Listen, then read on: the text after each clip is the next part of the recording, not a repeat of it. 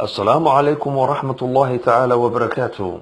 maanta waxaan idin hayaa qiso aad u qiiro badan taasoo ah gabadh Sacuudiyada oo ku dhacay cudurka kansarka ee dhiigga raaca taasoo markaa ay dalbatay qof caawiya ayaa waxay u tagtay xafiiska laga dalbado dadka shaqeeyayaasha taasoo markaa loo helay gabadh u dhalatay wadanka Indonesia.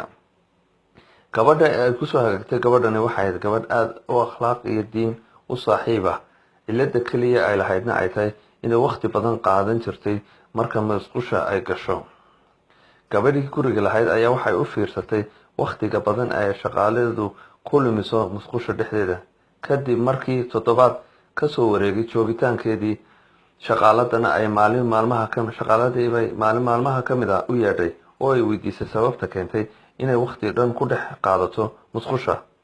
halkii laga filayay inay si caadi ah ugu jawaabto ayaa miskiinadii shaqaalada ahayd ay oohin la fadhiisatay ayadoo ilmadu ka qoysay maradeedii.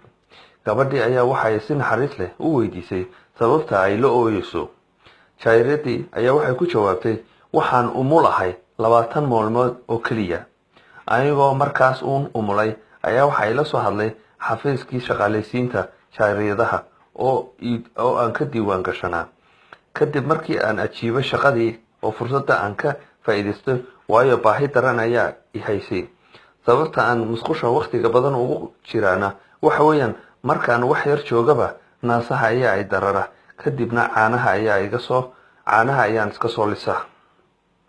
markii ay gabadhani ogaatay arrinkan ayadoon cidnaba u sheegin ayay judhiiba tigir diyaaradeed oo duulimaadkii ugu horeeyay ayay u jartay jaariyadii, waxayna gacanta ka saartay lacag u dhiganta intii 2 sano ugu shaqayn lahayd.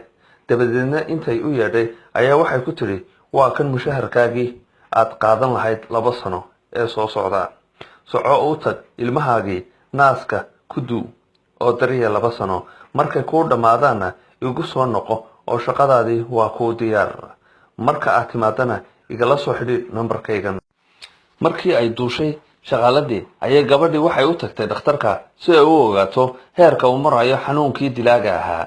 balse waxa lama filaan noqotay inuu markuu dhakhtarkii uu ku sameeyay baaritaan uu ka waayay xanuunkii, dabadeedna mar labaad iyo mar saddexaadba uu ka baadhay haddana uu ka waayay. waxa kale uu saaray baasha lagu baadhay ee shucaaca, natiijaduna waxay soo baxday eber ama xolaan. kadibna uu yaqiinsaday inay ka bogsatay xanuunkii. waxaan u weydiiyay dawada ay qaadatay ee ka kaxaysay xanuunka, waxayna jawaabteedu ay noqotay inuu nabigeena yiri, naxariis nabadgeliyo korkiisa ha ahaatee, sadaqada ku daweeya bukaankiina.